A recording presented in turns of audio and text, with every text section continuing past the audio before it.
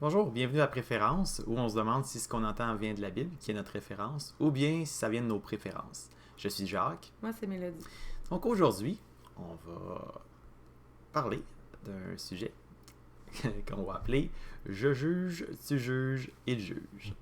On va parler du jugement dans l'Église. Donc on peut dire qu'il y a deux groupes dans l'Église. Il y a ceux qui sont d'accord qu'on devrait juger et ceux qui disent que ça devrait absolument pas avoir lieu. Donc ces deux groupes habituellement sont pas en accord et il y a des tensions entre eux. Et puis, comme on parlait juste avant de commencer avec Mélodie, euh,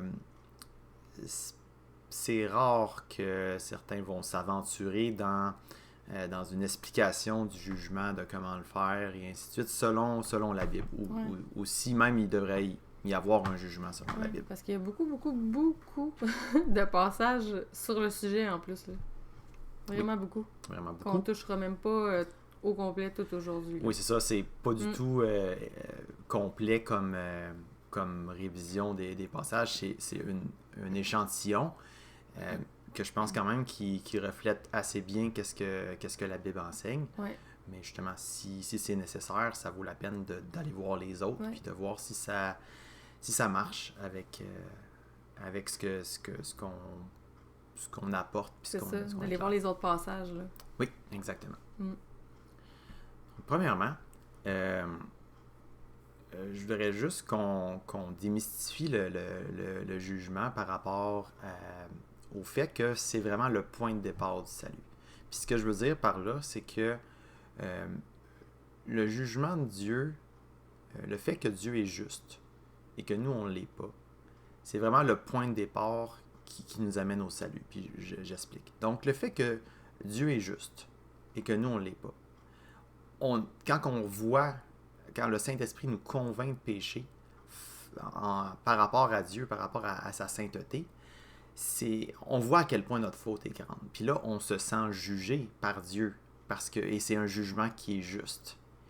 Et puis, à ce moment-là, c'est là quand on réalise que Jésus est mort pour nous, pour cette immensité de péché, pour ce jugement qui est juste envers nous, mais que c'est Jésus qui a pris à notre place. C'est là qu'on peut voir vraiment que le pardon de nos fautes nous amène à la repentance. En fait, on est amené à s'agenouiller devant Christ, devant son sacrifice et de le remercier de tout notre cœur. Puis pour illustrer ça, on va tourner ensemble dans Luc 7, où est-ce que Jésus enseigne, vit une situation et à travers de ça, offre un enseignement dans son ministère. Puis c'est magnifique de voir que si on pense qu'on enlève le jugement de cette situation-là, ça n'a plus aucun sens. On va aller voir ça. Donc, c'est Luc 7. J'ai déjà oublié ma référence. 7, 36, 48. Alright. Donc, accrochez-vous, ce soir, on va passer à travers beaucoup de textes. Ouais. Puis je pense que c'est important qu'on lise beaucoup de textes, qu'on ne fasse pas juste prendre des versets. C'est important de voir qu'est-ce que la personne qui écrit, qu'est-ce qui se passe, qu'est-ce qui voulait vraiment être communiqué. Pas juste nous, qu'est-ce qu'on veut en tirer selon nos préférences, mais vraiment, qu'est-ce que la Bible dit. Donc, allons-y. Donc, un pharisien invita Jésus à manger avec lui. Jésus entra dans la maison du pharisien et se mit à table. Une femme pécheresse qui se trouvait dans la ville apprit qu'il était à table dans la maison du pharisien. Elle apporta un vase plein de parfums et se tint derrière aux pieds de Jésus. Elle pleurait et bientôt elle lui mouilla les pieds de ses larmes, puis les essuya avec ses cheveux, les embrassa et versa le parfum sur eux. Quand le pharisien qui avait invité Jésus vit cela, il se dit en lui-même, si cet homme était prophète, il saurait qui est celle qui le touche et de quel genre de femme il s'agit. Il saurait que c'est une pécheresse. Jésus prit la parole et lui dit, Simon, j'ai quelque chose à te dire. Maître, parle, répondit-il. Un créancier avait 2 débiteurs. L'un d'eux lui devait 500 pièces d'argent et l'autre 50. Comme il n'avait pas de quoi le rembourser, il leur remit à tous deux leurs dettes. Lequel des deux l'aimera plus? Simon répondit, celui, je pense, auquel il a remis la plus grosse somme. Jésus lui dit, tu as bien jugé. Puis, il se tournant vers la femme et dit à Simon, « Tu vois cette femme? Je suis entré dans ta maison et tu ne m'as pas donné d'eau pour me laver les pieds. Mais elle les a mouillés de ses larmes et les a essuyés avec ses cheveux. Tu ne m'as pas donné de baiser, mais elle, depuis que je suis entré, elle n'a pas cessé de m'embrasser les pieds. Tu n'as pas versé d'huile sur ma tête, mais elle a versé du parfum sur mes pieds. C'est pourquoi je te dis, ses nombreux péchés ont été pardonnés puisqu'elle a beaucoup aimé. Mais celui à qui l'on pardonne peu, aime peu. » 48, tu Ah, ben oui, l'avais bien sûr. aidé. Et il dit à la femme, tes péchés sont pardonnés. Mm. Donc, l'accent que je voudrais mettre sur cette histoire-là, c'est la fin ici, la conclusion. Celui à qui l'on pardonne peu, aime peu. Donc, si on ne comprend pas la grandeur, on réalise pas la grandeur du jugement qu'il y a envers nous, cet acte d'accusation qu'il y a envers nous, qui est juste parce que Dieu est parfait, si on ne réalise pas la sévérité de cet acte d'accusation-là. Un jugement contre les péchés, finalement. Exactement. Là. Oui, ça qui est contre nos péchés qu'on a commis.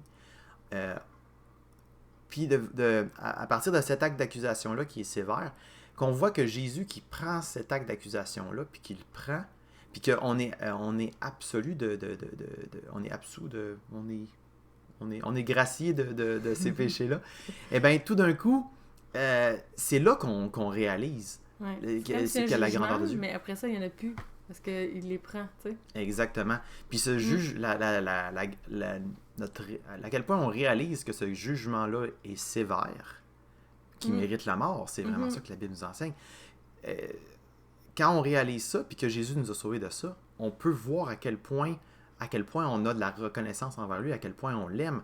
Comme dans l'exemple de Jésus, qui avait 2 débiteurs, 2 personnes qui devaient quelque chose. Puis il y en a un qui devait une grande somme et l'autre une petite somme. La personne qui s'est fait enlever une grande somme, elle va aimer plus la personne qui a effacé sa dette, tandis que l'autre va l'aimer moins. Et puis dans cette histoire-là, on voit une femme, qu'on dit une femme pécheresse, on voit qu'elle avait saisi justement qu'elle avait beaucoup à se faire pardonner. Et puis c'est ça qui l'a amené à la repentance et à aller vers Jésus, puis à l'aimer beaucoup. Et puis si on regarde Simon, le pharisien dans cette histoire-là, lui, on dit que Jésus dit qu'il lui reproche un peu de ne pas avoir fait les normes de politesse de l'époque, qui étaient de lui donner de l'eau pour se laver les pieds, puis de l'huile pour sa tête. Donc, il a juste pas... Il n'a pas embrassé, il n'a pas donné de bisous. Il n'a pas donné de bisous pour l'accueillir, le bisou. Donc, on voit que sûrement que c'était en fait, on peut en déduire que c'est un reflet du cœur de Simon, qui ne sentait pas qu'il y avait grand chose à se faire pardonner, donc il invitait Jésus chez lui, puis c'était n'importe qui, puis il n'y avait rien de spécial. Mais une personne qui sait qu'il y a des grands péchés, qui reconnaît Jésus, c'est qui Jésus? Exactement, aussi, puis il reconnaît qu'il peut pardonner les péchés, à ce moment-là, l'amour qu'il va avoir envers Jésus va être immense. Énorme, Et puis, les personnes qui ont le cœur dur, comme on voit Simon, là, qui ne reconnaît pas ses péchés, parce que je suis convaincu que Simon, dans cette histoire-là, avait une vie avec des péchés qui méritaient la mort, comme tous, par rapport... Chacun de nous avant c'est ça. Surtout comparé à la justice de Dieu, c'est sûr. Donc, à partir de là, on voit qu'il ne réalisait pas, qu'il n'avait même pas conscience, si on veut, de ses propres péchés. Donc, il ne pouvait pas aimer Jésus, il n'y avait pas d'amour envers lui. Donc, c'est un reproche assez sévère que Jésus fait envers lui, et c'est vraiment une reconnaissance de la bonne attitude de la femme pécheresse qui est venue pour, en fait, elle avait compris la grandeur de ses péchés, puis le fait qu'il était pardonné, puis elle avait une réponse qui était un amour envers Jésus, puis Jésus honore ça. C'est ça. Donc, la conclusion de ça, c'est que si on a beaucoup qui a été pardonné, donc on va aimer beaucoup. On va aimer beaucoup Dieu. Donc, mais c'est toujours proportionnel à la grandeur du jugement qu'on mérite, puis qui nous a été évité. Donc, Ouais. Sans jugement, il y a du jugement qui a besoin d'être là. Sans jugement, on ne voit pas la bonté de Dieu. C'est clair, net et précis. On ne peut pas réaliser que Dieu est bon envers nous si on ne voit pas l'étendue du jugement qu'il y avait contre nous. Mhm. Donc, ceci dit, on va aller voir qu'est-ce que la Bible parle par rapport à... Là, on voit le jugement de Dieu, qu'il y a quelque chose de bon à travers ça. Mais là, on va aller voir le jugement par rapport à entre nous, entre chrétiens, si on veut, comment qu'on devrait aborder ça. Donc, à certains endroits, le jugement est considéré comme étant bon. Donc, on va passer à travers ces passages-là qui nous parlent de ça. Et certains endroits que le jugement est montré comme étant mauvais. Donc, on ne doit pas juger. Donc, on va aller explorer aussi, même on va commencer avec ces versets-là.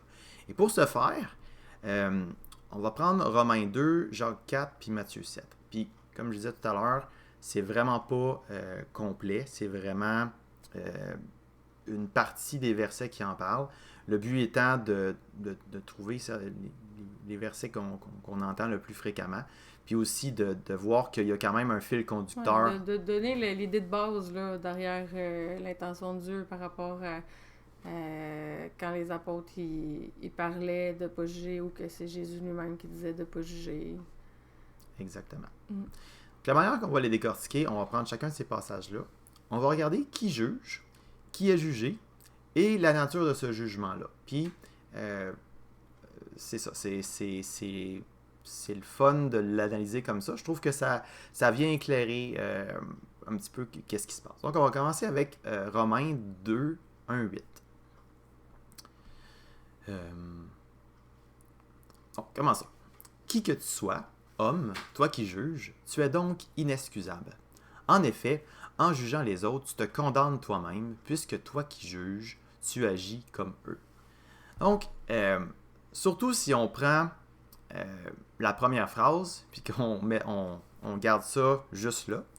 Qui que tu sois, homme, toi qui juges, tu es donc inexcusable. Ça veut dire n'importe qui juge est inexcusable. Exactement. T'as pas d'affaire à juger. Donc, ça part pas bien pour quelqu'un qui jugerait. Tu te ferais dire, c'est pas la bonne chose à faire. Non, c'est ça. Mais si on continue de lire, on va voir peut-être un peu plus de clarté sur qu'est-ce qui se passe à ce moment-là. Nous savons que le jugement de Dieu contre ceux qui agissent ainsi... en effet, en jugeant, ouais. D'accord. Non.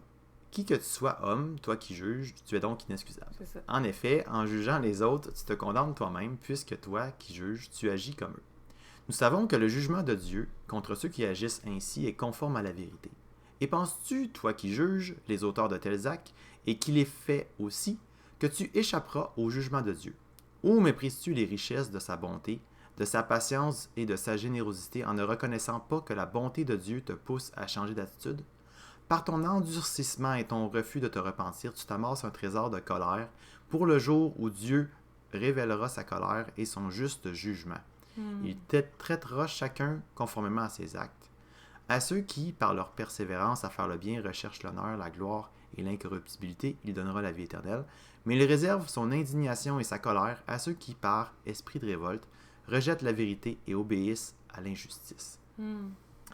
Donc, si on commence de la manière qu'on voulait l'analyser, qui est-ce qui juge? Donc, à cet endroit-là, on voit que la personne qui juge, ses caractéristiques, si on veut, c'est une personne qui fait les mêmes choses. Donc ça, on le voit dans versets 1 et 3. Qui que tu sois, toi qui juges, en effet, puisque toi qui juges, tu agis comme eux. Donc c'est clair. Et ici, on dit, et penses-tu, toi qui juges les auteurs de tes actes, et qui les fait aussi, que tu échapperas au jugement de Dieu? Donc, on voit ici que la personne qui juge dans cette situation-là et qui se fait dire de ne pas juger, elle fait les mêmes choses. Mais plus que ça encore, on voit au verset 4, elle refuse la repentance. Donc, on va les lire ici. Où méprises-tu les richesses de sa bonté, en parlant de celle de Dieu, de sa patience et de sa générosité, en ne reconnaissant pas que la bonté de Dieu te pousse à changer d'attitude? Donc, on voit ici, comme on parlait tout à l'heure, que quand on reconnaît justement le jugement juste de Dieu envers nous-mêmes, on voit que c'est vrai, on voit vraiment les richesses de sa bonté, de sa patience, de sa générosité, et que ces bontés-là nous poussent à changer d'attitude.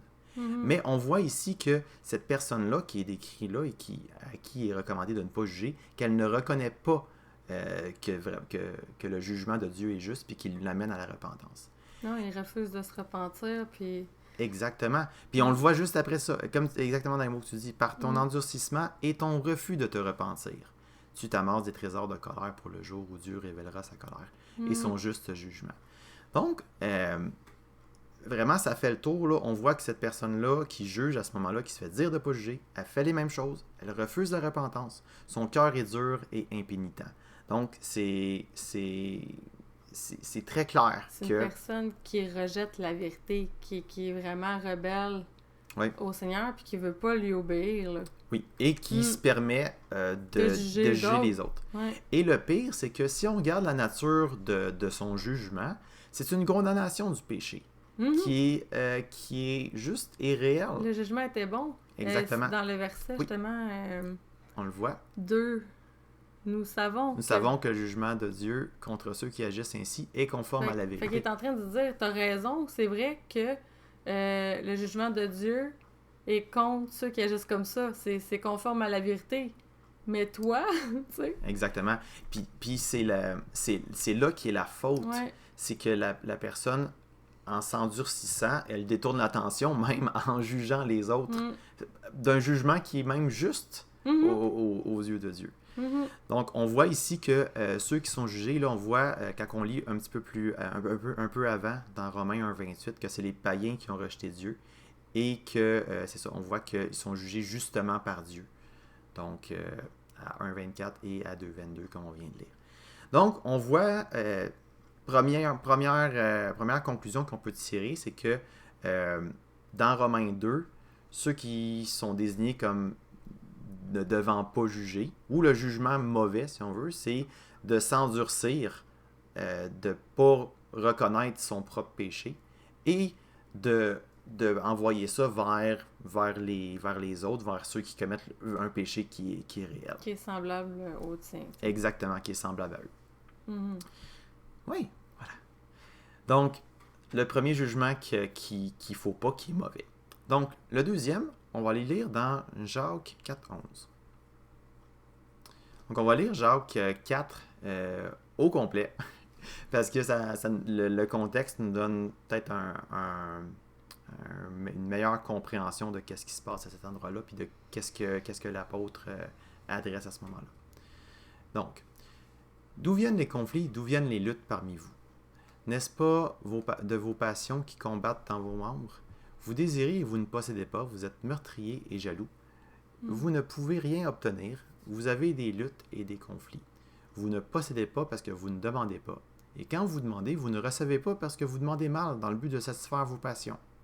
Adultères que vous êtes, ne savez-vous pas que l'amour pour le monde est synonyme de haine contre Dieu? Ça, c'est pas un jugement, hein? Oui, c'est quand même... c'est assez dur, là. C'est quand même assez dur que... En tout cas, s'il faut pas juger, Jacques, il ne se gênait pas. Mais bon, allons-y. Celui donc qui veut être l'ami du monde se fait l'ennemi de Dieu. Croyez-vous que l'Écriture parle sans raison?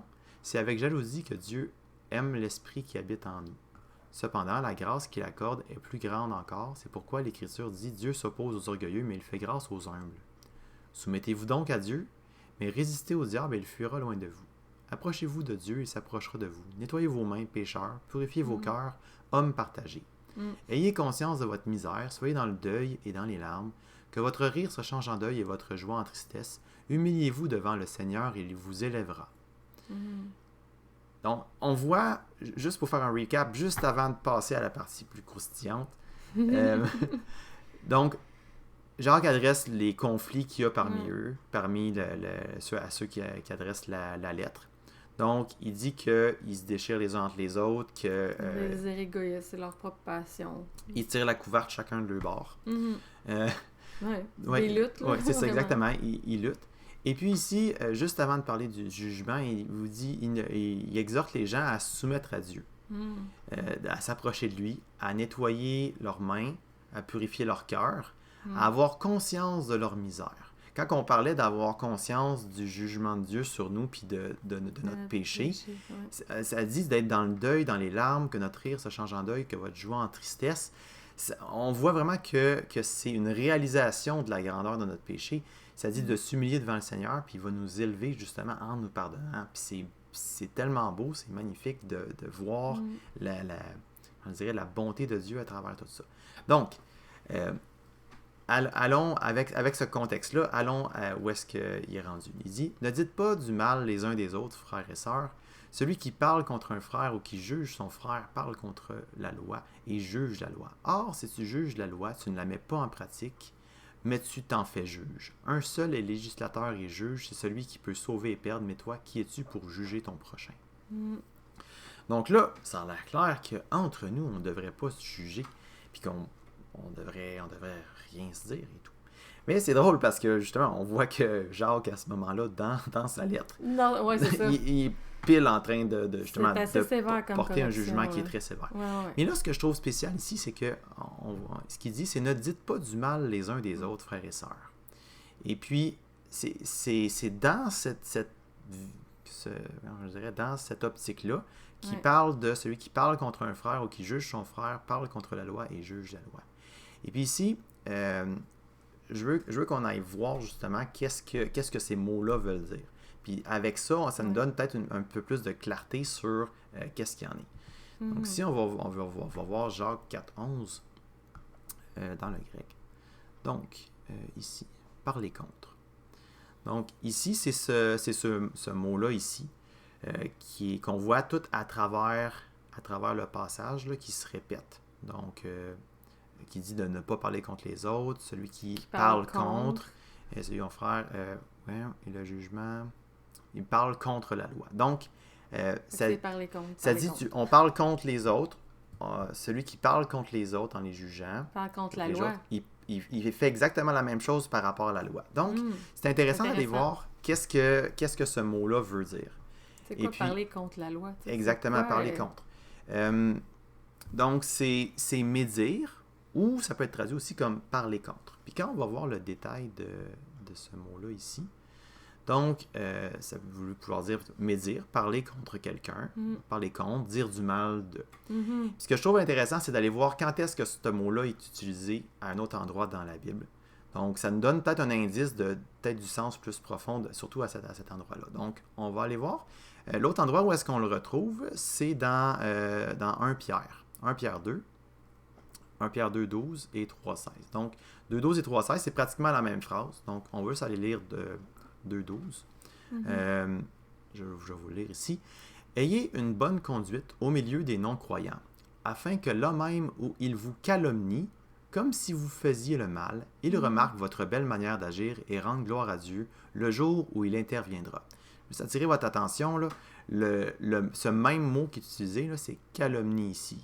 Calomnie comme si vous faisiez le mal. Et dans ce contexte-là, c'est extrêmement clair de voir qu'est-ce que ça veut dire. C'est vraiment, à cet endroit-là, ça dit que d'avoir une bonne conduite au milieu des non-croyants et que les non-croyants, même s'ils en venaient à porter des fausses accusations comme si on faisait le mal.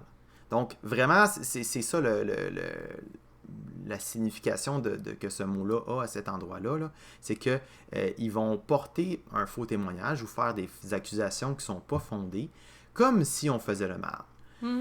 Mais qu'en fait, c'est pas le cas, exactement.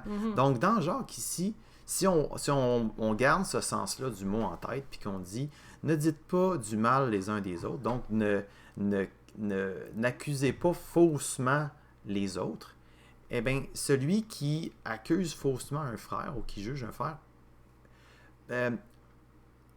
parle faussement contre la loi et juge la loi. C'est pas ça que la loi dit. Exactement. Puis là, si on vient ici un petit peu à notre analyse, on voit que le juge, dans tout ça, la personne qui est un juge dans cette situation-là, c'est quelqu'un qui est un menteur, qui porte des fausses accusations. La personne qui est jugée, c'est un frère dans la foi, un autre chrétien. Et puis, la nature du jugement, c'est une accusation qui est fausse. Et puis ça, c'est proscrit par Jacques. Puis, si on regarde justement en regardant le contexte, c'est quelque chose qui a de l'allure parce qu'on voit plus haut qu'il y a des conflits entre les gens, qu'il y a des passions, luttes entre eux, ils désirent, ils possèdent pas, ils sont meurtriers, jaloux, ils peuvent rien obtenir. Quand tu es jaloux, tu Et peux puis, dire des exactement, faussetés, puis là, c'est de tu sais. ça que Jacques demande qui se garde, c'est de calomnier les autres pour arriver à leur fin. Puis c'est très compréhensible là-dedans. Puis ça parle pas de ne pas juger dans l'absolu, parce que sinon, on peut voir clairement que en les traitant d'adultères, Ouais, ben, c'est clairement, ils portent un jugement contre Ouais. des gens qui agissent Mais c'est un cette façon. juste jugement parce que c'est un jugement qui est véritable et conforme à ce que au commandement du Seigneur qui nous demande de ne pas faire finalement, là, tu sais. Exactement. Ouais.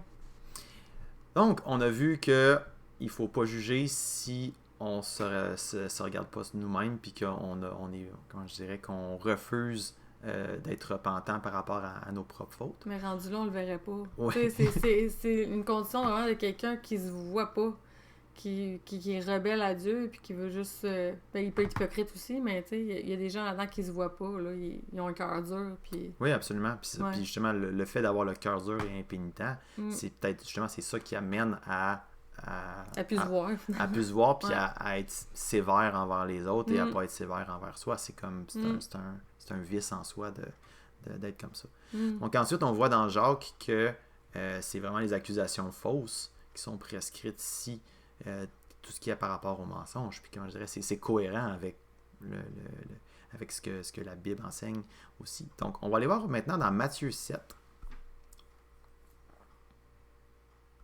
Matthieu 7. Oui. Matthieu 7. Donc, Matthieu 7, 7, 1. Ouais. Bon, on va lire jusqu'à ce que ce soit moins pertinent. Donc, OK. ne jugez pas afin de ne pas être jugé, car on vous jugera de la même manière que vous aurez jugé, et on utilisera pour vous la mesure dont vous serez servi. Pourquoi vois-tu la paille qui est dans l'œil de ton frère et ne remarques-tu pas la poutre qui est dans ton œil? Ou comment peux-tu dire à ton frère, laisse-moi enlever la paille de ton œil, alors que toi, tu as une poutre dans le tien? Hypocrite, enlève d'abord la poutre de ton œil, et alors tu verras clair pour retirer la paille de l'œil de ton frère. Donc, on va décortiquer ça de la manière qu'on a fait les autres. Donc, vraiment, le juge, là-dedans. Ce qu'on sait du juge, c'est qu'il y a une poutre dans l'œil. La personne qui est jugée, elle a une paille dans l'œil. Mm. Donc, les deux ont une obstruction à la vue. Mais Jésus nous donne un indice sur la nature du jugement qui est fait à ce moment-là, c'est l'hypocrisie. Et puis, parce que la personne, elle a une poutre dans l'œil et elle décide d'ignorer le fait qu'elle a une poutre dans l'œil. Puis j'aime ça parce que ce qu'on voit dans Romains 2, c'est absolument cohérent avec ce qu'on lit à cet endroit-là.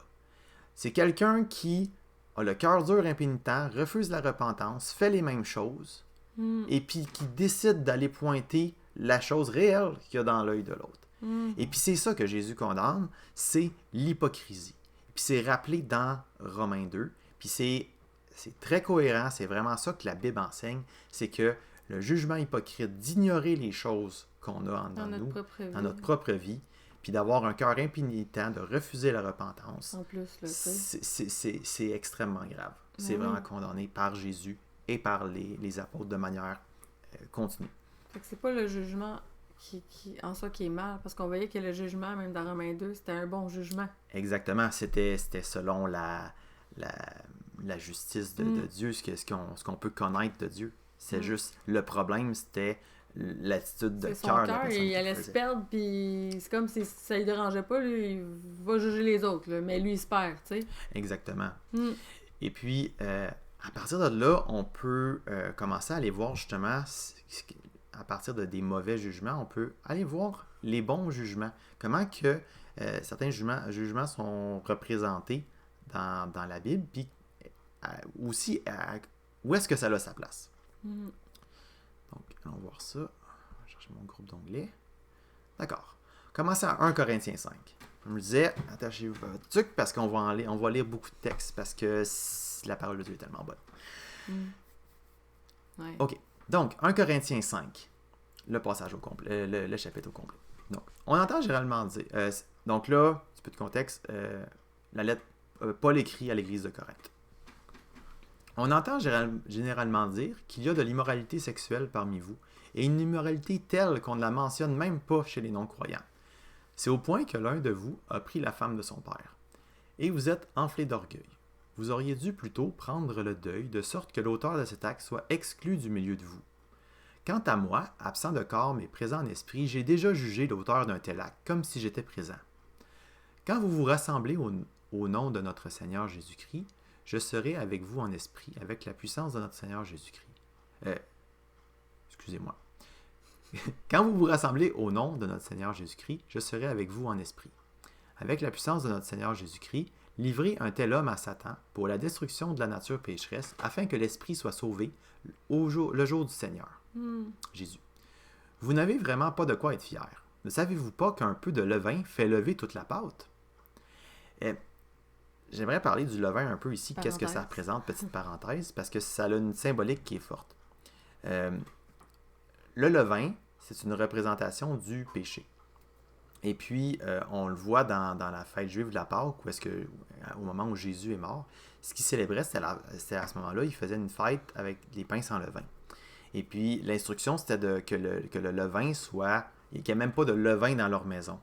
Puis c'est une représentation du péché, de vraiment mettre ça à côté. Puis c'est à ce moment-là qu'il sacrifiait l'agneau, qui tuait l'agneau de la Pâque. Donc, si on voit toute la symbolique que ça qu'il y a, c'est qu'il sacrifiait l'agneau, il mangeait en mangeant du pain sans levain. Donc, Jésus, qui est venu dans le monde pour enlever le péché. Ouais. Donc, c'est une belle symbolique qui est repris ici par Paul. Donc, il dit. Et puis, oui, puis aussi, ce qui est particulier avec le levain, c'est que c'est une bactérie, si on veut. Et puis, s'il y en a juste un petit peu. S'il y en a un petit peu, ça va se multiplier. Puis c'était désirable que ça se multiplie parce qu'on pouvait en faire du levain avec du levain, on pouvait multiplier. Si t'en tolères un petit peu, ben ça grossit. Ça va faire des rejetons. Exactement. Donc, puis on veut pas ça dans l'Église. Non, on veut pas ça. En tout cas, on voit que Paul il a l'air d'être plutôt opposé à ça. Donc, vous n'avez vraiment pas de quoi être fier. Ne savez-vous pas qu'un peu de levain fait lever toute la pâte? Purifiez-vous donc du vieux levain afin d'être une pâte nouvelle, puisque vous êtes sans levain. En effet, Christ, notre agneau pascal, a été sacrifié pour nous. Célébrons donc la fête, la fête de la Pâque, non avec du vieux levain, le levain du mal et de la méchanceté, mais avec les pains sans levain de la pureté et de la vérité. Donc, l'illustration que j'utilise à cet endroit-là, c'est vraiment en lien avec le péché. Et puis là, Paul vient de pointer le péché qu'il y avait dans leur Église et il leur dit, vous devez pas avoir ça. Il dit, un peu de levain fait lever toute la pâte. Donc, ça s'étend.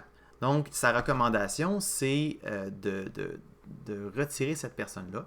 Et puis, l'illustration qu'il donne pour ça, c'est la symbolique qu'il y avait dans la Pâque, que les gens enlevaient le levain même de l'intérieur de leur maison. Mais la raison pour laquelle il l'enlevait, c'est...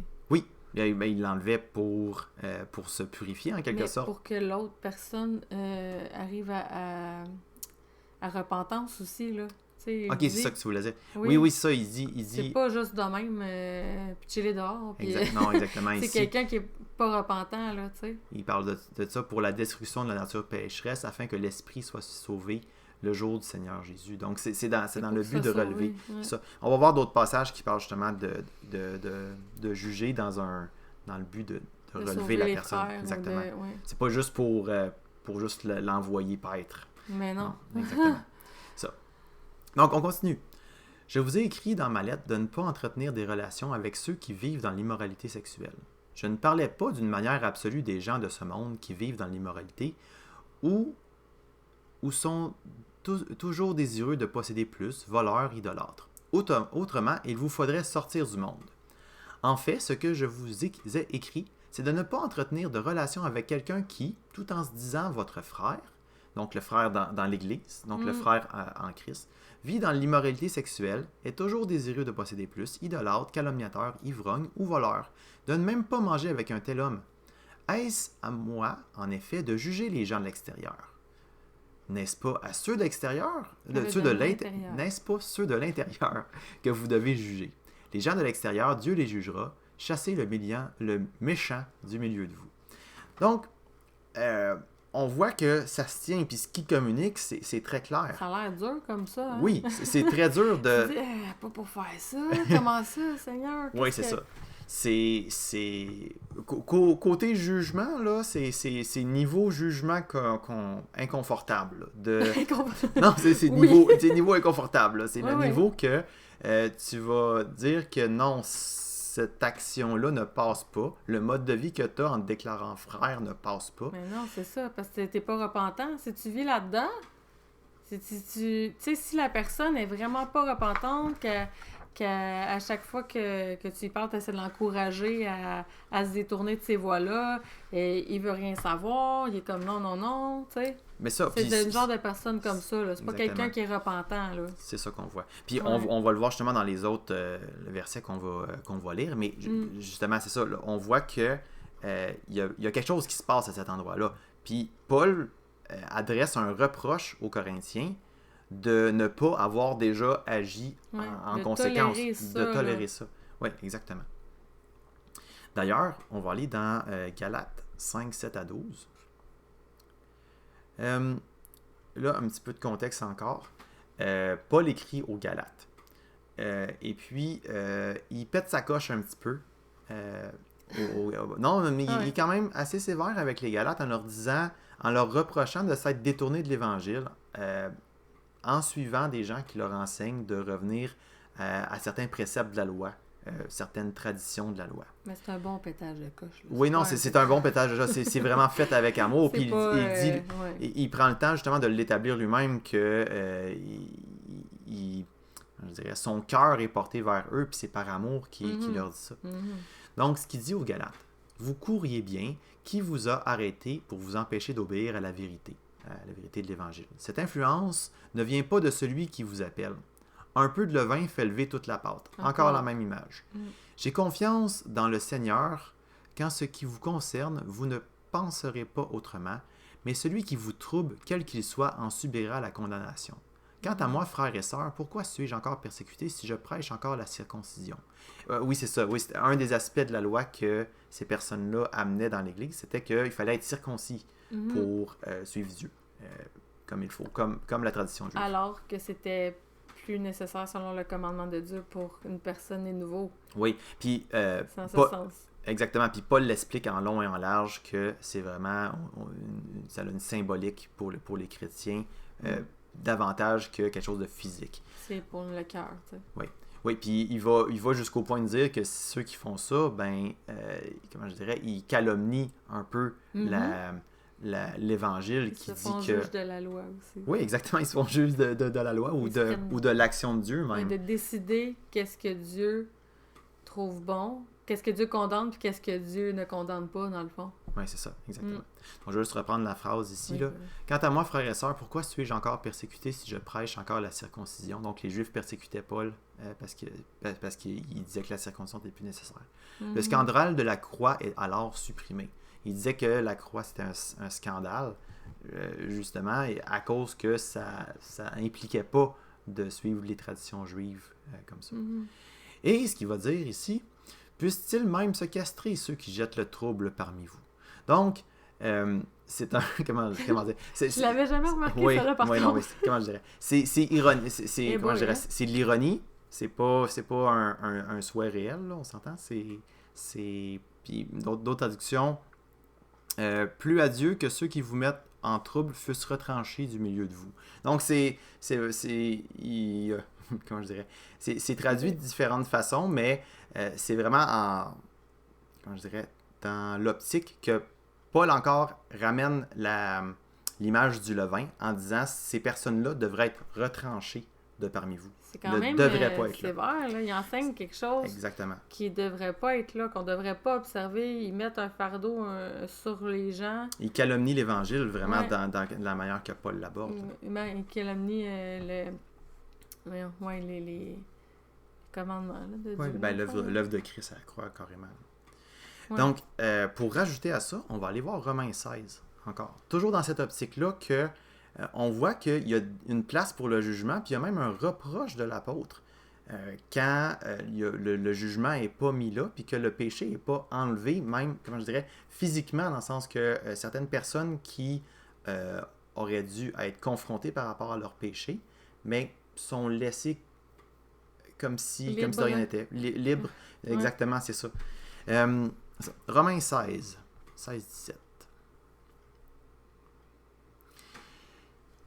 Je vous en supplie, frères et sœurs. Donc, toujours Paul qui écrit aux Romains maintenant. Je vous en supplie, frères et sœurs, méfiez-vous de ceux qui provoquent des divisions et font trébucher les autres en s'opposant à l'enseignement que vous avez reçu. Éloignez-vous d'eux, car de tels hommes ne servent pas Christ notre Seigneur, mais leur propre ventre. Par des paroles douces et flatteuses, ils trompent le cœur des gens simples. Donc, on voit encore ici que Paul adresse un avertissement que, comment je dirais, qu'il y en a qui vont apporter des faux enseignants, que ça existe. Que c'est par rapport aux enseignements, le jugement ici. Oui, exactement. Et puis encore, il revient encore avec « éloignez-vous d'eux ». Car de tels hommes ne servent pas Christ. Donc, on voit que c'est un... Oui, c'est exactement, c'est ça. Là. Il y a un jugement à avoir envers de telles personnes.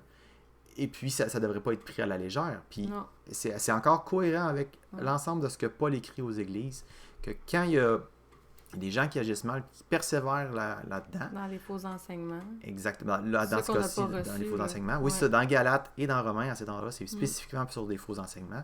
Bien, il amène ceux qui lisent ces lettres à juger justement de ça et à enlever les gens. Puis c'est important parce que ceux qui s'opposent aux enseignements qu'on a reçus, c'est eux qui provoquent les divisions, puis c'est ceux qui font trébucher d'autres croyants. Oui. Oui, puis c'est...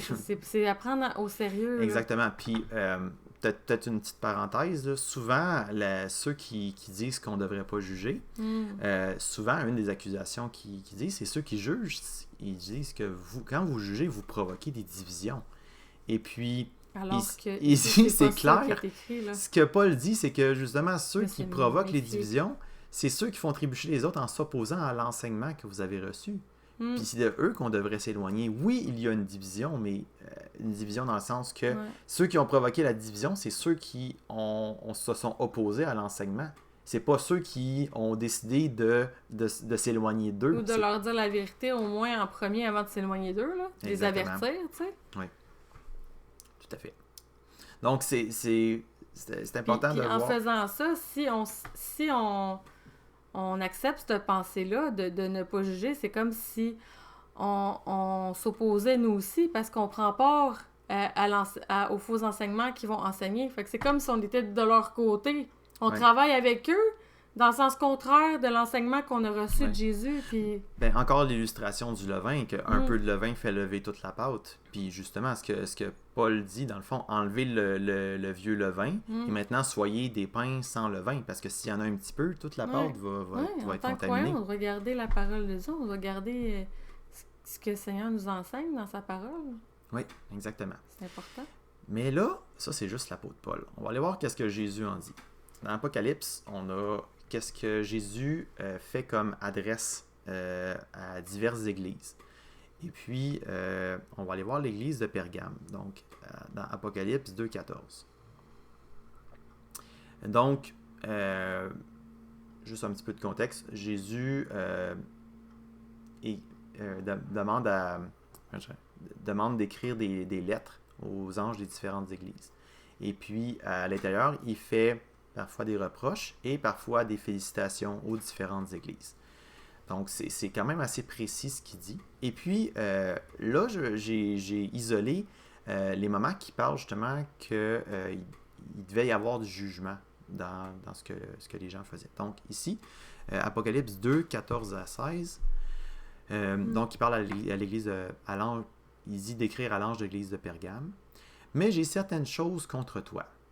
Tu as là des gens attachés à la doctrine de Balaam qui enseignait à Balak à tendre un piège aux Israélites pour qu'ils mangent des viandes sacrifiées aux idoles et se livrent à l'immoralité sexuelle.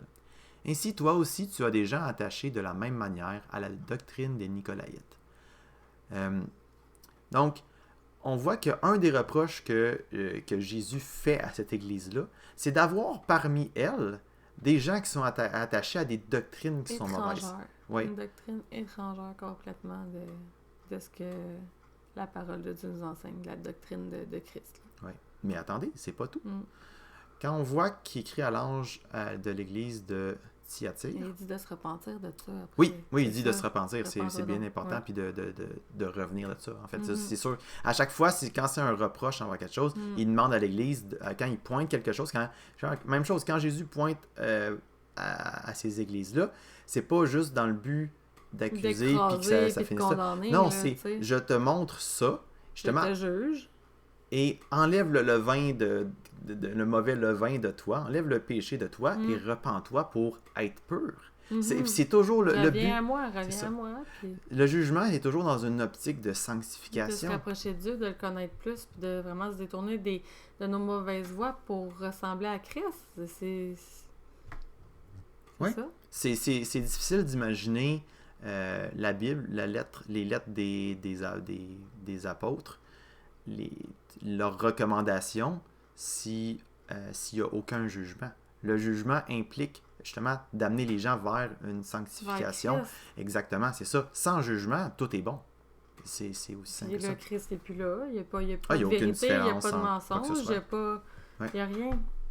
Exactement. Donc, juste pour affirmer la même chose encore, à l'église de Thyatire, il dit « Mais ce que j'ai contre toi, c'est que tu laisses faire Jézabel, cette femme qui se prétend prophétesse. Elle enseigne et égare mes serviteurs pour qu'ils se livrent à l'immoralité sexuelle et mangent des viandes sacrifiées aux idoles. » Donc, encore une fois, il va reprocher à une église de laisser faire quelqu'un dans son église qui a encore un comportement qui est contraire à ce que lui enseigne. C'est quand même intense, là, dans celle-là, je dirais. Non, ça, c'est pas... C'est différent aujourd'hui. C'est différent, mais pareil, tu sais. Exactement. C'est différentes tentations qui sont enseignées. Mais l'idée, déjà, en partant, c'est que l'Église, à ce moment-là, laissait faire quelqu'un qui prêchait des choses qui étaient mauvaises, qui amenaient loin de Dieu, qui les détournaient de qui l'amenaient dans leur propre désir. C'est comme on a parlé la dernière fois. Exactement. Propre, Donc là, on vient de faire le tour un peu de comment que l'apôtre Paul, principalement, puis comment que Jésus, justement, aborde le jugement. Puis on voit que c'est une bonne chose, même, qui amène les gens à la sanctification. Puis... à se garder nos cœurs pour le Seigneur, puis pour le servir, pour lui plaire. Exactement. Si c'est ça qu'on veut. C'est ça qu'on veut, en tant que chrétien. En tout cas, on serait supposé, là. Ouais. À partir de là, on peut aller voir, justement, d'autres versets qui nous parlent un peu de comment que le jugement devrait avoir lieu. Puis on a beaucoup de versets, justement, qui parlent de comment ça devrait être. Donc, allons-y, on va aller dans Jean 7, 24. Donc, Jésus, à ce moment-là, s'était fait reprocher d'avoir guéri quelqu'un le jour du sabbat. Donc, il s'est fait juger. Il s'est fait juger, exactement. Et Jésus, tu juges la loi. c'est pas une bonne position à être de juger Jésus. Juger Jésus parce qu'il n'y a pas grand-chose qui peut le condamner. Donc, ce qu'il dit, en fait, à ceux qui jugent à ce moment-là, il amène une défense par rapport à la loi. Et puis, à la fin, il conclut en disant « Ne jugez pas d'après l'apparence, mais portez un jugement juste. » Donc, je trouve ça quand même magnifique parce que Jésus, même à ce moment-là, même envers des gens qui jugeaient injustement, il dit « Ne jugez pas d'après les apparences. » Donc, il leur reprochait de juger seulement d'après les apparences. Pas correctement. Et au contraire, il les encourageait à porter un jugement qui était juste. Qui venait juste en plus de les enseigner, puis il les amène à faire un jugement. Jugez rien, jugez pas. Là. Oui, exactement. Il disait de juger avec un jugement juste. Mais attendez, c'est pas tout. Dans Jacques 2, on voit encore des instructions sur la manière de juger. Donc, mes frères et mes sœurs, que votre foi en notre glorieux Seigneur Jésus-Christ soit libre de tout favoritisme. Supposez en effet qu'entre dans votre assemblée un homme portant un anneau d'or et des habits somptueux, et qu'entre aussi un pauvre aux habits crasseux. Si vous tournez les regards vers celui qui porte les habits somptueux pour lui dire « Toi, assis-toi ici à cette place d'honneur », et que vous disiez au pauvre « Toi, tiens-toi là debout », ou bien « Assis-toi par terre à mes pieds », ne faites-vous pas en vous-même une distinction et ne devenez-vous pas des juges au mauvais raisonnement. Donc, là, on a vraiment une invitation à ne pas être des juges de ne pas juger selon selon nos préférences, selon exactement, ou comme Jésus disait, selon les apparences, mais avoir un jugement juste. Donc, encore une fois, une belle cohérence entre ce que Jacques apporte et ce que Jésus a dit. En Galates 6, 1 à 5. Frères et sœurs, si un homme vient à être surpris en faute, vous qui êtes spirituels, redressez-le dans un esprit de douceur. Veille sur toi-même, de peur que toi aussi tu ne sois tenté. Puis je ne peux pas m'empêcher de parler encore de Romains 2, qui parlait justement que quelqu'un qui endurcit son cœur et qui juge les autres, c'est quelque chose de mauvais. Mais ici, ça dit, si un homme vient être surpris en faute, vous qui êtes spirituels, redressez-le dans un esprit de douceur. Et veille sur toi-même, de peur que toi aussi tu ne sois tenté. Donc, le relever en ayant conscience que nous aussi, on est redevable. On est l'esprit. Exactement. Et puis, on le relève justement on vient le juger carrément. Là, il est surpris en faute. Donc, nécessairement, il y a un jugement sur lui. On constate qu'il y a une faute. Mais on relève cette personne-là pour que... C'est pas pour le condamner, c'est pour qu'elle se repente. Oui, c'est ça. Pour que le levain encore soit enlevé. Pour que la sanctification vienne dans son cœur, pour que, tu sais... Exactement. Le jugement, c'est une bonne chose. Ça amène à la sanctification. C'est une bonne chose. Donc, portez les fardeaux les uns des autres et accomplissez ainsi la loi de Christ. Si quelqu'un pense être quelque chose alors qu'il n'est rien, il se trompe lui-même. Que chacun examine ses propres œuvres et alors il aura de quoi être fier par rapport à lui seul et non par comparaison avec un autre, car chacun portera sa propre responsabilité. Là, on voit vraiment un avertissement de ne pas prendre le jugement comme une position haute par rapport à l'autre, mais au contraire de porter attention à soi-même tout en amenant... C'est par amour, parce que par amour pour la sanctification des autres. Pour l'autre, tu ne seras pas dans... Non, c'est pour qu'on y aille ensemble, on se purifie ensemble. C'est ça le corps de Christ, on se purifie ensemble. Puis je dirais même, la personne qui s'examine elle-même, donc si on veut qu'elle se juge elle-même, elle comprend l'importance de se juger. Et que, qu'elle-même ait besoin de se repentir. Si elle juge qu'elle-même est dans le champ, elle va être portée à se repentir puis à être plus proche de Dieu.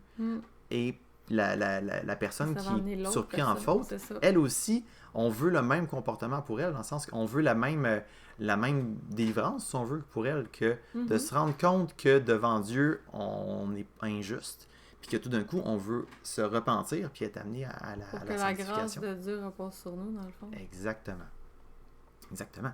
1 Jean 4.1. Bien-aimés, ne vous fiez pas à tout esprit, mais mettez les esprits à l'épreuve pour savoir s'ils sont de Dieu, car plusieurs prétendus prophètes sont venus dans le monde. Donc, encore là, on voit que tous ceux qui se prétendent prophètes, on est invité à les juger et à les évaluer, à les mettre à l'épreuve pour savoir s'ils sont de Dieu. Et ça, c'est une chose qui est bonne. C'est pas une chose qui est mauvaise, c'est pas un manque de confiance. C'est quelque chose qui est recommandé directement par Jean. Parce qu'il dit, il y a plusieurs prétendus prophètes qui sont venus dans le monde. Et puis, éprouver les esprits est une bonne chose. On ne devrait pas croire toutes les choses qu'on dit, même que nous on dit. Ça devrait toujours être des choses qui sont mises à l'épreuve. Éprouver par la parole de Dieu. Exactement. Puis on revient encore aux gens de Bérée dans Actes des Apôtres, que Paul est allé leur amener l'Évangile, puis qu'eux ont scruté la Bible de l'époque avec lui pour s'assurer que ce qu'il annonçait était juste selon ce que Dieu disait. Puis Paul disait que de eux, que c'était des gens qui étaient nobles, qui avaient cette maturité-là de pas voir... Puis Paul répondait. Il a pris le temps. Puis eux, ça, justement, c'est noble de prendre le temps, d'examiner qu'est-ce qui est dit. Qu'est-ce qui nous est dit? Exactement. Paul s'est pas offensé de dire « vous ne me croyez pas, je m'en vais ». Au contraire, il a honoré le fait que ces gens ont pris le temps de ne pas justement de ne pas se fier à tout esprit, mais de le mettre à l'épreuve pour voir s'il était de Oui, Dieu. puis c'était vraiment, il demandait à Paul, puis Paul leur montrait par quoi? Par les Écritures. Il leur disait pas par des discours éloquents ou d'essayer par lui-même. Par des histoires. Ou par des histoires. C'était vraiment, il scrutait vraiment la parole, tu sais, puis ça me fait penser au verset là, qui parle que la parole de Dieu est éprouvée. Tu sais, la parole de Dieu est un bouclier pour ceux qui se confient, est fiable. La parole de Dieu est fiable. Mm-hmm. Elle est éprouvée. C'est la seule parole qui mérite d'être qu'on mette notre confiance là, dans elle, finalement. Qu'elle soit notre référence pour le jugement, en fait qu'on soit notre référence pour juger qu'est-ce qu'il y en est. Ouais. On va aller à 1 Timothée 4 maintenant. 4, 1 à 6. Toujours dans le même optique de ne pas se fier à n'importe quel esprit, mais qu'on va d'éprouver. Il dit, mais l'Esprit dit expressément que dans les derniers temps, certains abandonneront la foi pour s'attacher à des esprits trompeurs et à des doctrines de démons, car ils seront égarés par l'hypocrisie de menteurs dont la conscience est marquée au fer rouge. Ces gens-là interdisent de se marier, de consommer des aliments que Dieu a pourtant créés pour qu'ils soient pris avec reconnaissance par ceux qui sont croyants, qui ont connu la vérité. Tout ce que Dieu a créé est bon et rien ne doit être rejeté pourvu qu'on le prenne dans une attitude de reconnaissance, car cela est rendu saint par la parole de Dieu et la prière. En exposant cela aux frères et sœurs, tu seras un bon serviteur de Jésus-Christ, nourri des paroles de la foi et du bon enseignement que tu as fidèlement suivi. Donc, rejette les contes profanes. Oui. Ce qu'on voit ici, là, que Paul adresse à Timothée comme conseil, c'est que ici, il va y avoir des gens qui vont abandonner la foi. Puis on voit ici un exemple. Des exemples qui vivaient dans le temps. Exactement. De qu'est-ce qui était populaire dans ce temps-là. Là. Probablement qu'ils étaient confrontés à ça, fait qu'ils devaient Exactement. leur dire, Donc, il va spécifiquement pour nommer ce en quoi il met en garde. Et il lui dit... Puis moi, c'est cette partie-là vraiment que je trouve fascinante. C'est qu'en exposant cela aux frères et sœurs, tu seras un bon serviteur de Jésus-Christ.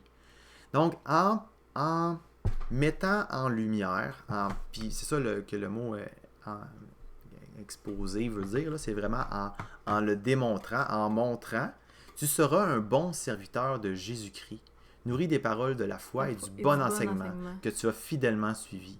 Donc, c'est quelque chose de bon, de justement, comme Jean amenait, de ne pas se fier à tout esprit, mais de les éprouver. Puis, là, Timothée se fait dire que si justement, il expose les faussetés, il va être un bon serviteur de Jésus-Christ. C'est ça, ça démontre qu'il suit vraiment, qu'il est fidèle aux enseignements, tu sais, qu'il a suivi fidèlement les enseignements de Jésus, là. Oui, exactement. Tu sais, aujourd'hui, c'est comme... comment je pourrais dire ça? Des fois, on entend un peu, mais tu sais, qu'est-ce qui est la vérité? Y a-t-il vraiment une vérité? Le monde est influencé par un peu... le relativisme qu'il y a dans le monde. C'est ça. Ouais. Mais on peut dire avec foi puis avec assurance que le bon enseignement existe. Ouais. Puis on doit le suivre. Oui, exactement. Si ça peut être perçu, surtout par rapport au monde, justement, qui est beaucoup... sujet au relativisme, que en fait tout est relatif, il n'y a pas rien de solide. Toi, t'as ta vérité, moi j'ai ma vérité. Exactement. En tant que chrétien, ça peut avoir l'air arrogant de dire que non, nous on affirme qu'il y a une vérité, qu'il y a un évangile, qu'il y a un baptême, qu'il y a quelque chose de réel, puis qu'on a une référence sur laquelle on peut poser nos bases pour affirmer que c'est ça qui est vrai. Ça peut paraître arrogant, mais pourtant, la Bible ne nous dit pas que c'est arrogant. À l'inverse, elle nous dit que c'est la chose à faire, qu'on est des serviteurs fidèles. Vérité, là. C'est ça. On est des serviteurs fidèles. Puis la parole a dit large est le chemin qui mène à la vie. C'est ça, non? C'est étroit est le chemin qui mène à la vie, large est le chemin qui mène à la perdition. Puis c'est quelque chose qui est, justement, si le chemin est étroit, ben clairement, on peut pas dire que tous les chemins mènent à la vie. Au contraire, il y a un seul chemin, c'est Jésus-Christ qui mène à la vie. Donc, et c'est ces paroles qui mènent à la vie. Oui, c'est ça. C'est pas quelque chose à côté. Puis ça, c'est précieux aux yeux de Paul. Ça devait être précieux aux yeux de Timothée, selon ce qui est recommandé. C'est précieux aux yeux de Jésus aussi. De Jésus lui-même. Il y avait quelque chose à dire par rapport à ça. Donc, maintenant qu'on a fait le tour par rapport à ça, j'aimerais qu'on arrive justement à notre conclusion, que le jugement en tant que tel, c'est quelque chose qui est bon, qui nous amène à la sanctification. Et puis, ça devrait être... ça devrait nous sonner une cloche quand on rencontre des gens qui ont une aversion, qui rejettent rapidement le jugement, l'évaluation, quoi que ce soit. Ça devrait être quelque chose qui sonne une cloche que, il y a quelque chose qui cloche à ce moment-là. Puis, Ça cloche. Ça cloche, exactement. Une cloche qui sonne une cloche, c'est pas pire ça. Donc, puis, j'aimerais vraiment appuyer ça avec des versets qui vont dans ce sens-là, puis qui enseignent ça. Référence. Exactement. Ouais. Donc, on va aller dans Hébreux 12, 7 à 11. Supportez la correction. C'est comme des fils que Dieu vous traite. Quel est le fils qu'un père ne corrige pas? Mais si vous êtes dispensés de la correction à laquelle tous ont part, c'est donc que vous êtes des enfants illégitimes et non des fils. D'ailleurs, puisque nos pères terrestres nous ont corrigés et que nous les avons respectés, ne devons-nous pas d'autant plus nous soumettre à notre Père céleste pour avoir la vie? Nos pères nous corrigeaient pour un peu de temps comme ils le trouvaient bon, tandis que Dieu le fait pour notre bien, afin que nous participions à sa sainteté. Certes, au premier abord, toute correction semble un sujet de tristesse et non de joie, mais elle produit plus tard chez ceux qu'elle a ainsi exercés un fruit porteur de paix, la justice. Donc, depuis tout à l'heure, on passe sur des versets qui parlent que le jugement amène à une sanctification. Le jugement, c'est ça qui enlève le levain, qui est le péché, puis qui nous amène à être sanctifiés. Puis là encore, là, dans la lettre aux Hébreux, ça va encore plus loin. Ça dit que ceux qui sont corrigés par Dieu, ceux qui se laissent corriger, ceux qui se laissent corriger par Dieu, ce sont les enfants légitimes. C'est les enfants de Dieu. C'est Exactement. des vrais enfants de Dieu. Fait que si quelqu'un rejette la correction puis se dit « Moi, j'ai pas besoin de correction », ça dit clairement ici que c'est des enfants illégitimes. Puis ça, c'est sévère comme parole. Ça dit que ce sont des enfants illégitimes qui sont pas... qui ont pas pour père Dieu, en quelque sorte. C'est ça que le texte dit, là. Et ça. C'est important de se soumettre au Père Céleste pour avoir la vie. Imagine, pour avoir la vie. C'est quand même notre vie en dépend, là. C'est notre Père, on doit lui obéir, puis on doit se laisser corriger. Exactement. Puis on voit que c'est pas quelque chose de mauvais. On peut dire la correction, il me semble, c'est exactement des choses vraiment bonnes. Mais c'est vrai, c'est pas quelque chose qui est confortable. Notre orgueil, elle veut tout. Non, c'est ça. Pas.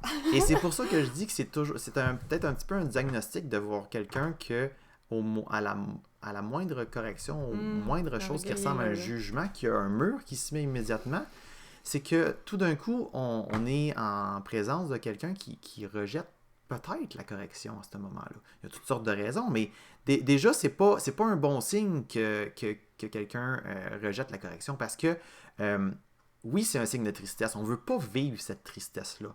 Mais cette tristesse-là, selon Dieu, ben oui, en plus d'être nécessaire, elle est bonne. Ouais. C'est ça que ça dit, parce que ça produit un fruit porteur de paix, la justice. Puis on est encore en train de tourner dans les mêmes endroits. La paix, la justice, la sanctification. On est réconcilié avec Dieu quand c'est vraiment un signe encore de la réconciliation qu'on a avec Dieu. C'est tout le temps. Si on est réconcilié avec Dieu, on va le laisser nous corriger. Absolument. Maintenant, on va aller voir 1 Corinthiens 11, 31 à 32. Et on va se laisser corriger aussi par les autres. Oui, absolument. C'est pas juste Dieu, c'est comme on voit depuis tantôt, c'est... Donc, 31.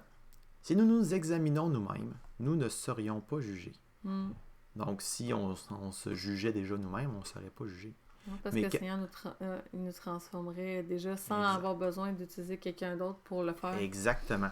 Mais quand nous sommes jugés, c'est le Seigneur qui nous corrige, afin que nous ne soyons pas condamnés avec le monde. Donc encore là, c'est vraiment dans un but de justice, qu'on ne soit pas condamné, qu'on soit sanctifié.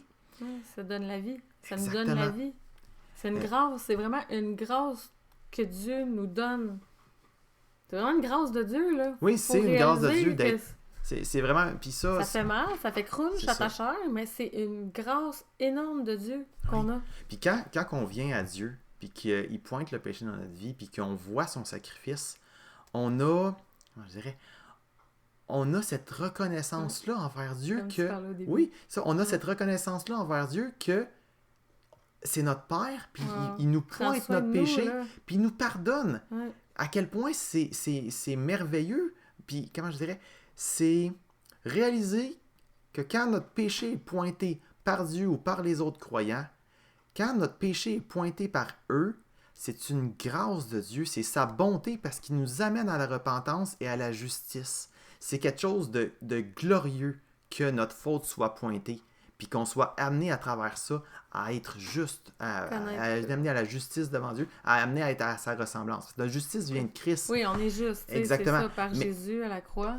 C'est ça. Mais Mais il nous amène il nous ouais. amène à marcher dans cette justice-là. C'est Puis cette justice-là, Elle se elle fait passe par le ouais, jugement. par la sanctification. Exactement. Puis la sanctification passe par un jugement, que C'est ce soit de Dieu directement à nous, que ce soit nous directement qu'on se juge, ou que ce soit nos frères et sœurs qui nous jugent aussi d'un jugement qui est juste. C'est reste que ce jugement-là vient de la parole. Il faut Exactement. qu'elle vienne de la vérité de la parole, puis Ouais. sans ajouter rien, puis sans enlever rien. Et puis là, on va aller voir la suite de la lettre aux Corinthiens. On a vu que Paul leur reprochait de tolérer des gens qui étaient des pécheurs parmi eux, puis qu'il les gardait, puis il les laissait là, qu'on peut dire, sans les juger. Il les laissait, sans les juger parmi eux, les laisser s'appeler frères et continuer de vivre leur vie comme si de rien n'était. Et puis, là, c'est la deuxième lettre. Paul, dans 2 Corinthiens 7, 8 à 10, donc il va parler de sa lettre précédente qu'il leur a envoyée et puis de l'effet que ça va avoir produit. Même si je vous ai attristé par ma lettre, je ne le regrette pas. Et si je l'ai regretté, car je vois que cette lettre vous a momentanément attristé, je me réjouis maintenant, non pas de ce que vous avez été attristé, mais de ce que votre tristesse vous a amené à changer d'attitude. Il y a le cœur de Exactement. Paul, là, tu sais. Car vous avez été attristés selon Dieu, si bien que vous n'avez subi aucun dommage de notre part. En effet, la tristesse selon Dieu produit une repentance qui conduit au salut et que l'on ne regrette jamais, tandis que la tristesse du monde produit la mort. Et puis, on voit la proximité avec Hébreu qui nous parle que quand on est corrigé, c'est une chose qui est bonne, ça prouve qu'on est des enfants légitimes. Ça amène à la vie. Exactement. Mais Puis même le contraire, ça amène à la mort. Oui, exactement. Puis même si c'est un sujet de tristesse sur le coup, ça amène à la repentance et ça conduit au salut, comme le dit Paul à cet endroit-là. Donc ça, c'est quelque chose de magnifique. Donc, à ce moment-là, on peut voir que la correction, le jugement de Paul sur l'Église de Corinthe, en premier lieu, a amené les Corinthiens à être attristés, mais cette tristesse-là les a amenés à la repentance. Et c'est une chose bonne. Et Paul va dire que dans le fond, qu'il ne regrette pas. Il ne regrette pas du tout de les avoir jugés d'un jugement qui était juste. Je ne le regrette pas. Ouais. Exactement. Parce qu'il sait que ce jugement-là est pour les amener au salut. C'est pas parce qu'il était justement qu'il s'est réjoui qu'il avait été dans la tristesse, c'est plus qu'il ne regrette pas à cause du fruit que ça l'a produit en eux, tu sais. Exactement. Le but, c'est que les gens soient sauvés. Le but, c'est qu'on... Ouais. Oui, c'est ça. Donc, à travers ça, ce qu'on voit là, c'est que l'accueil du jugement, c'est un signe de maturité. Dans le sens que quelqu'un qui accepte le jugement juste des autres, qui va examiner qu'est-ce qui est mis devant lui par rapport à ses frères et sœurs, par rapport à lui-même, par rapport à ce que Dieu peut pointer dans sa vie. L'accueil de ce jugement-là, c'est un signe de maturité, puis même de... Porteur de vie. Exactement. De légitimité même du fait que Dieu est notre Père, qu'on est enfant de Dieu. C'est un signe qu'on est enfant de Dieu. Oui. Donc, en tant que chrétien, on devrait être ouvert à être jugé, puis on devrait, on devrait même s'examiner nous-mêmes de la manière qu'on réagit quand quelqu'un pointe quelque chose dans notre vie. Ouais. Si on est prêt à l'examiner. Il faut l'examiner par contre. Exactement. Ça veut pas dire que tous les jugements, justement, sont bons. Non, c'est ça exactement. On doit être capable, mais on devrait quand même recevoir les jugements non comme une insulte, mais au contraire comme une opportunité de connaître Dieu, justement, ou d'être sanctifié en quelque sorte, même si c'est pas confortable, puis ça produit de la tristesse au début, mais cette tristesse-là, comme le dit Paul, ça nous amène à la repentance. À connaître, c'est ça, à se conformer à comment Jésus est, à ce qu'il veut nous transformer à son image. Oui. Puis j'irai peut-être avec un dernier verset dans Jacques 3. Et puis, justement, je vais lire, on va expliquer après. Ne soyez pas nombreux à vouloir devenir des enseignants, car vous le savez, mes frères et sœurs, nous serons jugés plus sévèrement. Donc, c'est un... Comment je dirais? C'est... Ceux qui enseignent se mettent toujours dans une position qui vont être jugés. Parce qu'on bronche tous de manière d'un autre. Exactement, c'est ça. Ça dit que c'est celui qui est capable de tenir sa langue en bride. Et c'est un homme parfait qui Oui, puis j'aime ce que ça dit ici. En effet, nous trébuchons tous de bien des manières, et si quelqu'un ne trébuche pas en parole, c'est un homme mûr, capable de tenir tout son corps en bride. Donc, j'aime bien le fait qu'il dit c'est un homme mûr. Donc, c'est quelqu'un qui a cette maturité-là comment je dirais, de pas trébucher en parole. Mais même là, même s'il trébuche, justement, si on voit s'il y a une maturité, le jugement qu'il va y avoir envers quelqu'un qui trébuche en parole, qui est enseignant, qui trébuche en parole, la réaction va être d'accueillir ce jugement-là. Ben oui. Exactement. Qu'on vient de le voir. S'il a dit quelque chose de pas correct, s'il a dit quelque chose de faux dans son enseignement ou dans... C'est ça. Donc, c'est normal si on veut que ceux qui enseignent soient jugés parce que ce qu'ils vont exposer conduit les autres. Et c'est aux yeux de tous. Ouais. Puis ceux qui enseignent, ils devraient avoir conscience de ça, qu'ils vont être jugés des autres aussi. Puis il faut qu'on ait cette conscience-là, tu sais. Oui, absolument. Puis on veut avoir cette conscience-là, nous aussi. Parce que on se rend compte que on enseigne. Que ce soit à nos enfants, que ce soit dans une conversation avec un autre chrétien comme ça, là, ça veut pas dire que ce soit sur Internet à travers une vidéo. Oui, c'est ça. On sait qu'on a à être jugé plus sévèrement que des gens qui vont juste qui parleront pas autant ou qui vont pas enseigner. Puis accueillir ce jugement-là, c'est une chose qui doit être faite. Puis on a besoin de ça, nous, d'avoir justement des frères et sœurs qui sont prêts à nous juger avec justice, de venir justement nous éclairer, parce que c'est une preuve d'amour de venir nous dire quand on s'égare, qu'on est en train de passer à côté de quelque chose, parce qu'on a besoin d'être amené à cette sanctification-là. Puis c'est ça qu'on veut. Ouais, surtout nous, parce que c'est critique encore plus. Puis, veux pas, tous ceux qui ont un ministère public, les anciens dans l'Église, ceux qui enseignent. Exactement. Ils vont être jugés plus sévèrement du fait que ce qu'ils enseignent est public et leur responsabilité est d'autant plus grande. Puis on voit justement dans l'Épître aux Galates que Paul juge les enseignants qui détournaient les Galates de l'Évangile. Oui. Puis c'est indéniable. Exactement suivi ce que... Exactement. Et puis lui, il appelle ça se détourner de l'Évangile. C'est quelque chose de grave, selon lui, là, c'est à prendre au sérieux.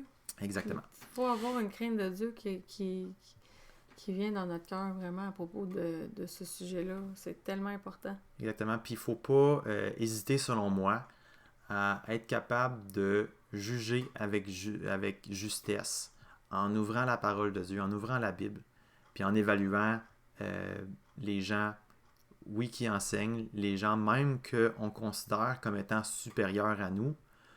Ça vaut la peine d'ouvrir la parole avec eux.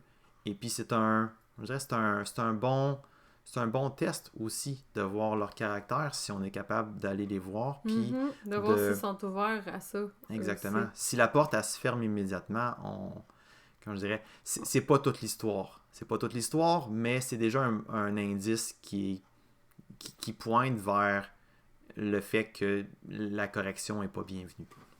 Et c'est pas quelque chose de bon comme on a pu le voir.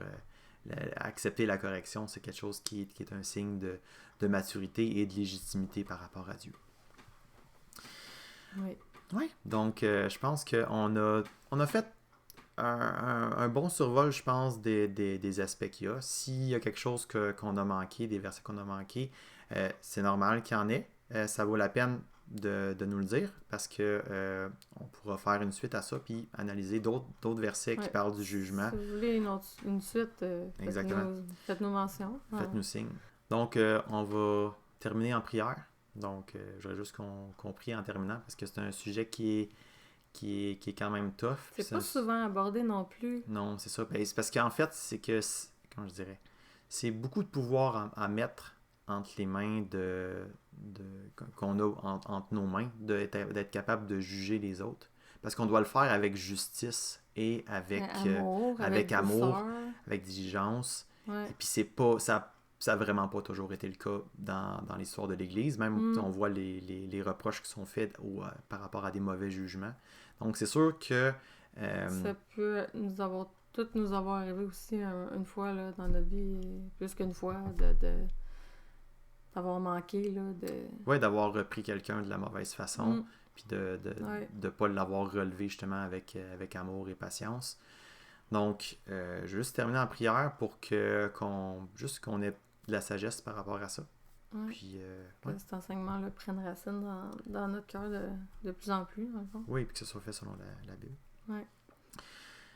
Donc, Seigneur, merci pour ta parole qui est vraiment qui est esprit et vie, qui est tout ce qu'on a besoin pour être instruit, pour te connaître, Seigneur.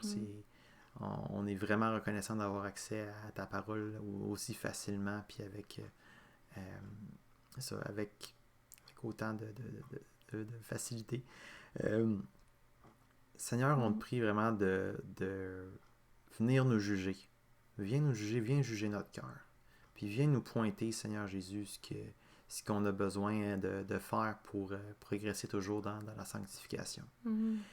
Aide-nous, Seigneur, à recevoir le jugement des autres chrétiens qui nous corrigent, Seigneur, pour nous amener vers la sanctification. Aide-nous aussi à avoir suffisamment d'amour pour être capable d'aller vers nos frères et sœurs qui peuvent s'égarer, Seigneur Jésus. Sans compromis. Sans compromis, exactement, mais avec un esprit de douceur dans le but qu'ils se repentent et qu'ils reviennent, Seigneur. Des fois, ça peut faire peur d'être rejeté ou d'avoir une réaction, Seigneur, mais dépose ton amour, augmente l'amour qu'on a dans notre cœur pour nos frères et nos sœurs. Quand on voit des choses qui n'est pas conforme, mais que c'est vraiment juste pour exhorter, pour ramener la personne vraiment dans tes voies, Seigneur. Comme nous, on va être à ramener dans tes voies dans certaines circonstances aussi, Seigneur. Oui, puis Seigneur, aide-nous à ne pas tomber dans l'orgueil, de se dire qu'on est juste nous-mêmes, qu'on a tout, qu'on peut rejeter la correction des autres, qu'on est suffisant, puis que seulement toi peux nous juger. Seigneur, donne-nous l'humilité d'être capable de reconnaître qu'on est un corps, que tu nous as donné. Et puis le corps, justement, veut le bien l'un de l'autre, puis on veut le bien du corps de Christ. Donc, va venir se reprendre pour corriger, pour enlever les petites choses qui n'ont pas d'allure, mais Seigneur, on le fait avec un esprit pour que le corps aille mieux. Oui. Avec amour. Avec amour, c'est ça. Exactement. Oui, pour qu'on en vienne à la sanctification. Donc, merci encore, Seigneur, pour ta parole, puis merci pour cette opportunité de pouvoir plonger dans ta parole, puis de pouvoir partager ça. Oui, en Jésus. Amen. Amen. Voilà. Donc, j'espère qu'on vous a encouragé dans votre foi. Donc, à la prochaine.